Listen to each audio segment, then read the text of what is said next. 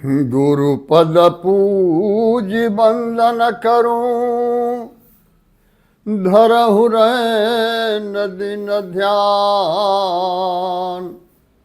जाकी कृपा कटाक्ष से पायो निर्मल ज्ञान। साचा शब्द बताइया, साचा दिया मुकाम। ताते वंदऊ तऊ चरण, साच गुरु सतनाम। बोलिए सद्गुरुदेव की जय, परमपिता परमात्मा की जय, अवतारधारी महापुरुषों की जय। आज हम लोग कबीर की एक साखी पर विचार करेंगे। कबीर की एक साखी है।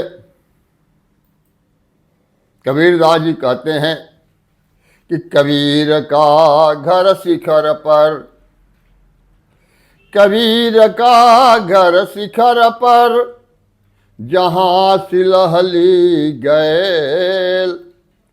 पावन टिके पिपीली का, और खलकन ला दे बैल। कबीरदास जी कबीर के घर के बारे में बता रहे हैं कि कबीर का घर शिखर पर है, जहां का रास्ता इतना फिसलन भरा हुआ है कि वहां चींटी का पैर भी नहीं टिक सकता। और खलकन ला दे बैल, खलकन बहुवचन है। खल कहते हैं लंपट लोगों को, कुटिल विचार के लोगों को। जैसे तुलसीदास जी भी कहे हैं कि खल मंडली बसहु दिन राति, सखा धर्म निभे के ही भांति। यह खलकन शब्द का प्रयोग कबीरदास जी करते हैं। लेकिन हमारे देश के मस्तिष्क की उर्वरा शक्ति इतनी प्रबल है कि यहां का हर व्यक्ति कहानीकार हो जाता है और हर व्यक्ति डॉक्टर बन जाता है। अगर 5 लोगों के बीच में कह दिया जाए कि सर में बहुत दर्द है, तो 5 आदमी 5 दवा तो बता ही देंगे। ठीक उसी तरीके से मिनटों मिनट में कहानियां गढ़ लेते हैं, और ऐसी कहानी गढ़ लेंगे यह मालूम पड़ेगा कि बिल्कुल ये सही बात है। अब इस साखी का संबंध जोड़ दिए श्रुत गोपाल दास जी से के साथ, और उसमें दिखा दिए कि जो श्रुत गोपाल दास जी पहले सर्वाजीत महाराज थे और बैलगाड़ी पर ग्रंथों को लाद करके और चले थे कबीर से मिलने के लिए। और जब वहां जाते हैं तो कमाली कुएं पर पानी भर रही है। कमाली से पूछते हैं कि कबीरदास जी का घर कहाँ है, तो यह दिखा दिया जाता है कि कमाली कहती है कि कबीर का घर शिखर पर, जहां सिलहली गैल। और पावन टीके पिपीली का, खलकन ला दे बैल। कबीर का घर तो शिखर पर है, जहां का रास्ता बड़ा चिकना है, फिसलन भरा हुआ है। और ये बैलगाड़ी पर ग्रंथों को लाद करके और चला है कबीर से मिलने के लिए। कहानीकार को यह नहीं पता कि वो गए थे सर्वाजीत महाराज कबीरदास से मिलने के लिए, कबीर से मिलने के लिए नहीं गए थे। और कबीरदास जी कबीर चौरा में रहते थे। कबीरदास पंचभौतिक शरीर था। कबीरदास जी लहर तारा में नीरू और नीमा को मिले थे। वो संत महान संत थे और 125 वर्ष के लगभग उम्र में और मगहर में अपने शरीर का परित्याग किए। तो कबीर की एक जीवन यात्रा है, लेकिन दुर्भाग्य की बात है कि कबीरदास और कबीर का अंतर विद्वान संत लोग नहीं समझ पाए। और आज हम ये देखते हैं कि साखी के आधार पर कबीर चौरा के अंदर वह बना भी दिया गया है स्थान, मूर्ति बना दी गई है कि सूरत गोपाल दास जी बैलगाड़ी पर लाद करके ग्रंथों को लेकर जा रहे हैं और कमाली पानी भर रही है और कमाली से उनका बात होता है इस तरह से। तो यह सूरत गोपाल दास जी का अवमूल्यन नहीं है, बल्कि कहानीकार का मूल्यन होता है, क्योंकि वो नहीं समझ पाता कि वो कबीर दास से मिलने के लिए गए थे, कबीर से मिलने के लिए नहीं गए थे। और कबीर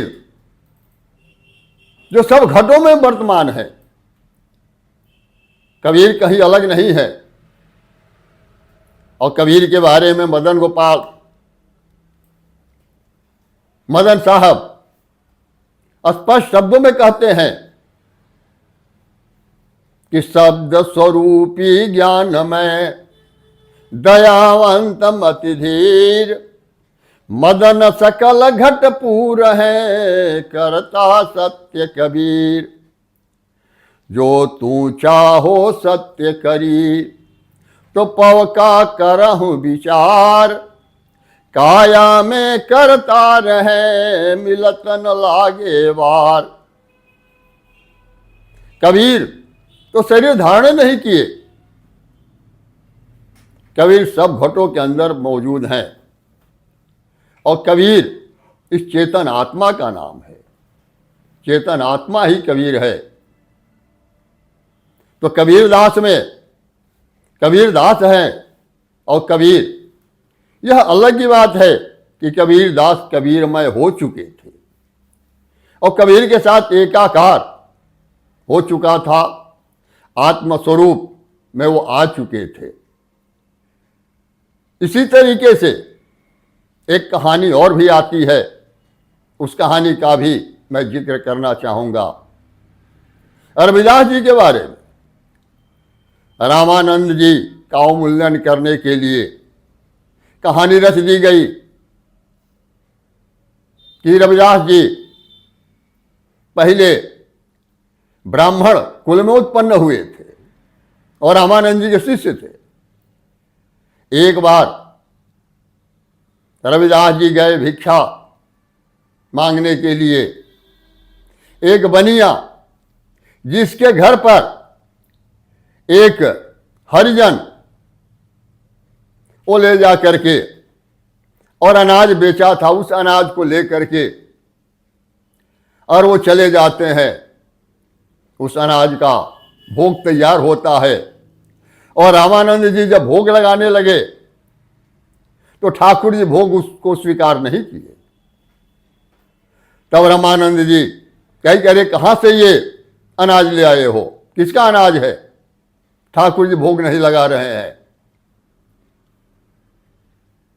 और तुरंत श्राप दे दिए कि जाओ अभी तुम चमार के घर में पैदा हो। तो रविदास जी चमार के घर में पैदा हो गए, लेकिन मां का दूध नहीं पीते थे, क्योंकि उन्हें याद था कि भूल बस बनिया के घर से मैं अनाज ले गया था और ठाकुर जी भोग नहीं लगाए। गुरु जी नाराज होकर के श्राप दे दिए। तो अगर कहीं अपनी मां का दूध पी लिया तब तो और भी महान पाप हो जाएगा। तो मां का दूध नहीं पीते थे।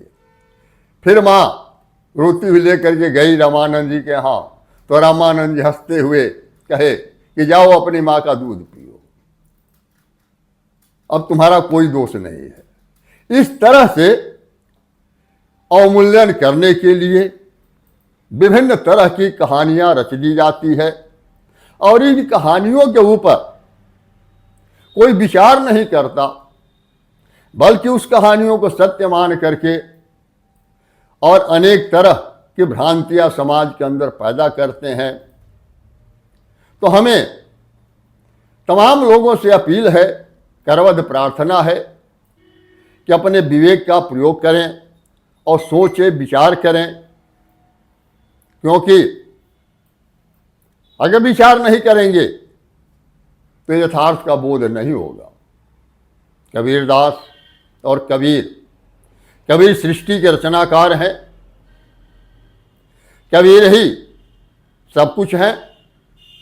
कबीर शब्द स्वरूपी हैं। कबीर पंच भौतिक शरीर उनका नहीं है। सृष्टि के आदि में भी कबीर थे, आज भी कबीर हैं और सृष्टि समाप्त हो जाएगी तब भी कबीर रहेंगे। जो राम हैं वो कबीर हैं, वही परमेश्वर हैं, वही अल्लाह हैं, खुदा हैं। भिन्न भिन्न नामों से उच्चारण किया जाता है और वह परमेश्वर, वह परमात्मा हमारे इस कायागढ़ के भीतर हैं, इसीलिए इनको कबीर कहा गया है। जिसको नाभादास जी कहते हैं कि कक्का कैवल्य नाम है और बब्बा ब्रह्म शरीर, रर्रा सब में रमि रहा ताकर नाम कबीर। जो सब घटों में रमण कर रहा है उसका नाम कबीर है। तो कबीर के बारे में और कबीरदास के बारे में यह हमें विचार पूर्वक समझना पड़ेगा और इस भ्रांति को दूर करना पड़ेगा कि कबीरदास और कबीर में अंतर है। कबीरदास को अगर आज खोजेंगे हम तो कबीरदास आज भी बीजक के रूप में हमारे सामने मौजूद हैं। उनके उपदेश हमारे सामने मौजूद हैं, वो हमें पथ प्रदर्शन कर रहे हैं। लेकिन उस दिखाए गए रास्ते के माध्यम से अगर हम अपने घट के भीतर खोजेंगे तभी कबीर का दर्शन हो पाएगा, कबीर को हम समझ पाएंगे। इसी के संदर्भ में कबीरदास का एक भजन भी है। कहते हैं कि करुणा जतन सखी, करुणा जतन सखी, साईं से मिलन की। करुणा जतन सखी, साईं से मिलन की। करुणा जतन सखी, गुड़वा गुड़िया सुप सुपलिया। गुड़वा गुड़िया सुप सुपलिया, तजदान बुद्धि लरी कैया खेलन की। चलू ना करुणा सखी, करुणा जतन सखी, साईं से मिलन की। करुणा जतन सखी। तो बाल्यावस्था में छोटे छोटे बच्चे गुड़वा गुड़िया का खेल खेलते हैं, लेकिन जब वो विवाह के योग्य हो जाते हैं तो गुड़वा गुड़िया का खेल छूट जाता है।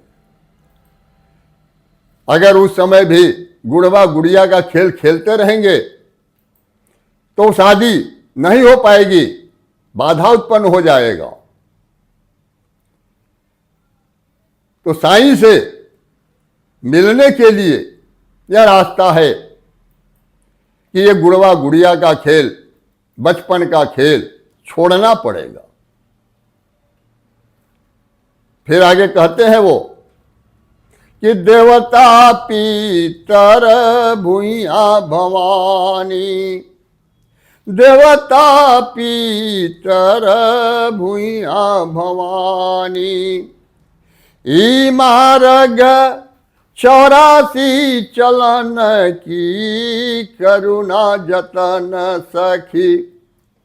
साईं से मिलन की करुणा जतन सखी। तो जैसे एक विवाहिता औरत है, ससुराल से लौट करके आती है और अपने सखियों से ससुराल के बारे में वर्णन करती है और बताती है कि ये सब गुड़वा गुड़िया का खेल छोड़ दो, तभी ससुराल में तुम्हारा गुजारा होगा, और अगर गुड़वा गुड़िया का खेल खेलोगी तो ससुराल में गुजारा नहीं होगा। ठीक उसी तरीके से जो गुरु है वह ससुराल से, ससुराल कहते हैं स्व का मतलब निज और सुर मतलब देवता, जहां निज के देवता रहते हैं उस स्थान का नाम ससुराल है। तो संतों के लिए यह संपूर्ण सृष्टि ही नैहर है। नए धातु से नैहर शब्द बना है। नए मतलब ले जाना, हर मतलब हरण करके। तो संसार में इस जीव को अपहरण करके और लाया गया है। जैसे लड़कियों का जन्म होता है कहीं और, पालन पोषण है कहीं और, लेकिन वहां क्यों है नहीं, उसका घर तो दूसरी जगह है और उस घर के बारे में किसी को भी जानकारी नहीं रहती, और अचानक अपने माता पिता के घर को छोड़ करके और सीधे ससुराल जाना पड़ जाता है। ठीक उसी तरीके से जो हमारा मूल स्थान है, जहां पर वास्तव में हमारे परिवार के लोग रहते हैं, उसकी जानकारी हमें नहीं है। यह जीव जो है इस संसार में भटका हुआ है। तो उसी को कहते हैं कि जो देवता पितर भूया भवानी, ये मार्ग 84 चलन की, ये 84 का रास्ता है, इससे मुक्ति नहीं मिलने वाली है। फिर कहते हैं आगे कि ऊंचा महल अजब रंग बंगला, ऊंचा महल अजब रंग बंगला, स्वामी के सेज उहाँ लागी फूलन की करुणा जतन सखी। साईं से मिलन की करुणा जतन सखी। साईं से मिलन की करुणा जतन सखी। तन मन धन यार पण करूं हवा, तन मन धन यार पण करूं हवा।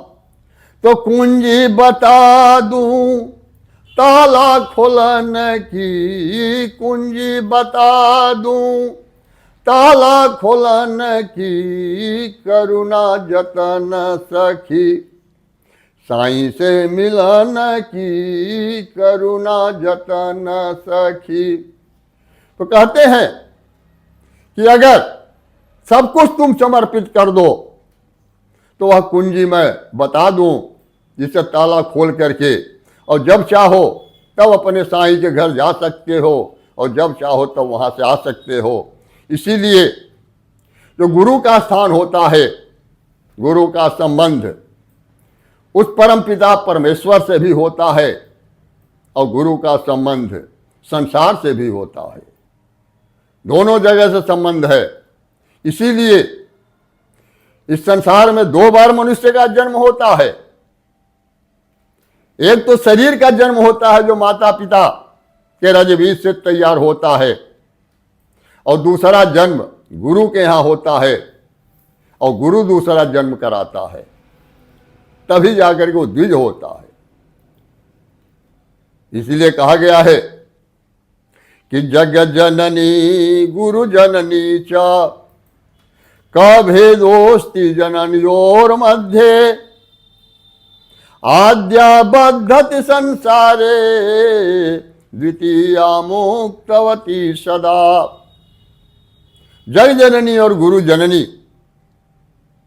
जग जननी संसार में बांधती है और गुरु जननी संसार से मुक्ति प्रदान कराती है। तो जैसे इस सृष्टि के अंदर कोई ऐसा पुत्र नहीं है जो अपने पिता के बारे में बता दे कि हमारे ये पिताजी हैं। मां बताती है पिता के बारे में कि बेटा ये तुम्हारे पिताजी हैं, और हम विश्वास कर लेते हैं। ठीक उसी तरीके से गुरु और सदगुरु में अंतर होता है। गुरु बताता है सदगुरु के बारे में, क्योंकि सदगुरु वह पर्दे के पीछे है, वह शरीरधारी नहीं है, वह शब्द स्वरूपी है और उनसे संबंध गुरु का होता है। इसीलिए कबीरदास को जब सांसारिकता में फंसाने की बात आई, उनके माता पिता निरुनीमा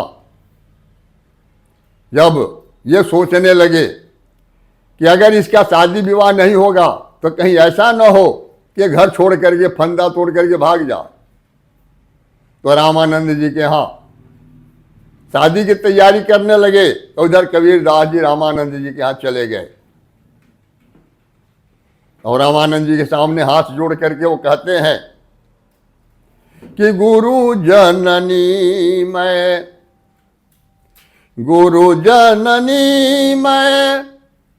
बालक तेरा, गुरु जननी मैं बालक तेरा, काहे नयव गुण बकसहु मेरा, काहे नयव गुण बकसहु मेरा।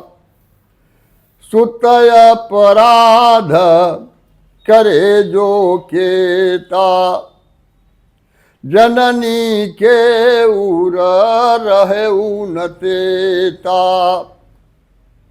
केस उपाटी करत नख घाता, तैयो नहे त विसारे उमाता। यह जग जननी है जो सारा दुख सहन करके और अपने पुत्र का पालन पोषण करती है, और यहाँ तक कि पुत्र अपने नाखूनों से नोच देता है, बाल उखाड़ देता है, लेकिन फिर भी माता उसको विसारती नहीं है। लेकिन वही माँ आज जहर देने के लिए तैयार हो गई है।